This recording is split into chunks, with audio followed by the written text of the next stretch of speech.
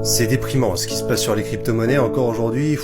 Mais bon, la question c'est qu'est-ce qu'il faut faire maintenant? Je vais vous donner les niveaux techniques à surveiller pour aujourd'hui, pour les prochains temps sur le Bitcoin. L'objectif est surtout de vous éviter de faire des conneries et de vous précipiter sur l'achat ou la vente. Avant ça, la baisse qu'on observe aujourd'hui s'explique par la liquidation de plus de 100 millions de dollars en Bitcoin. Alors qui l'a fait et pourquoi? Ça clairement on s'en fout, on va peut-être voir des rumeurs mais ça nous intéresse pas. Ce qui nous intéresse c'est qu'est-ce qu'on fait maintenant? J'en parlais hier sur le groupe Telegram, c'est pas déjà le cas, allez-y, je vous parlais du phénomène d'accélération graphique qu'on a donc invalidé puisqu'on est repassé sous les 23 000 dollars. On vient tâter le support oblique ascendant jaune original, c'est le seul niveau technique qui nous permet d'espérer un rebond pour aujourd'hui et pour les prochaines heures. Pour autant, est-ce qu'il faut acheter? Alors clairement pas, à l'époque on parlait des 23 000 mais à présent, et depuis aujourd'hui, on doit attendre absolument les 24 700 dollars pour parler d'un Bitcoin solide et haussier. Les 24 700 dollars, c'est une zone de résistance horizontale qu'on a, et le palier 50% de Fibonacci de la précédente baisse majeure. Bref, une belle convergence de résistance qu'il faudra absolument casser pour pouvoir se prononcer sur un Bitcoin à nouveau solide et haussier.